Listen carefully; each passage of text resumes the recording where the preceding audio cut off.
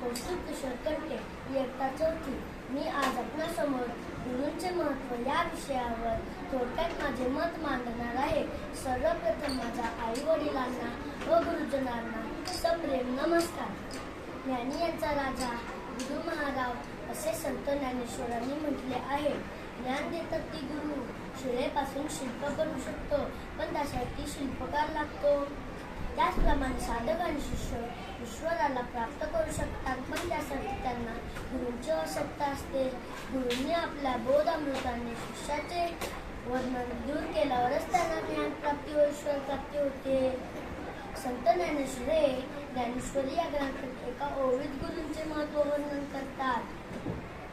गुरु ज्ञान नाही त्यासी तनोपाय नाही त्यासी, तो नावडे ऋषिकेशी येथ जन्मासी तो आला.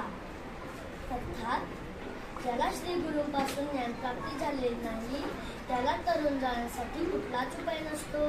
तो श्रीहरीलाच आवडत नसल्याने त्याचा जन्मच व्यर्थ असतो. गुरु ब्रह्मा गुरु विष्णू गुरुदेव महेश्वरा, गुरु साक्षात परब्रह्म तस्मै श्री गुरुदेव नमः. संस्कृत भाषेतील श्लोक हा सर्वांचाच तोंडपाठ असेल. या श्लोकात गुरूंचा महिमा वर्णिला आहे.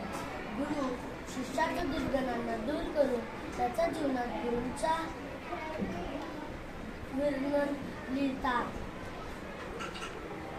गुरूंचे महत्त्व सांगणारी अशीच एक गोष्ट तुम्हाला सांगतो. भारतीय संस्कृतीत गुरु परंपरेला खूप महत्त्व आहे.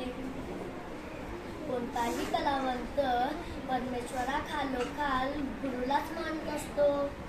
गुरु म्हणजे ईश्वर असे मानणारेही असतात, पण काही उलट स्वभावाचे असतात. गुरूंची काय आवश्यकता असे विचारणारेही असतात. असाच एक प्रश्न एका शिष्याने रामकृष्ण परमहंस यांना विचारला. तो म्हणाला, ठाकूरजी, शिष्याच्या जीवनात गुरूंचे स्थान काय असते?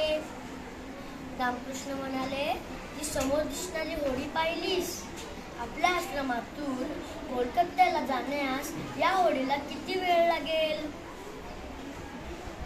शिष्य म्हणाला, लागतील 4 तास. रामकृष्ण म्हणाले, पण समज ही होडी एका मोठ्या बोटीला जोडली तर? शिष्य म्हणाला, तसं झालं तर फक्त अर्ध्या तासात पोहोचेल. रामकृष्ण म्हणाले, गुरूंची माहिती सुद्धा तशीच आहे.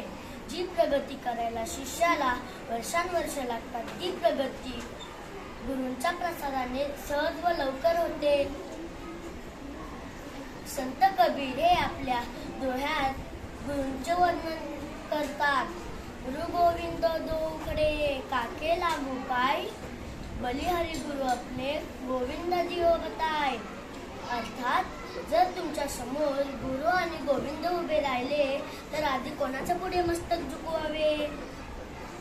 त्यावर कबीरजी म्हणतात की आधी गुरूंच्या समोर नतमस्तक व्हा, कारण त्यांच्याच कृपेने आपण गोविंद पाहू शकता. मित्रांनो, गुरूंचा महिमा अपरंपार आहे. त्यांचे वर्णन करू तेवढे थोडेच. धन्यवाद.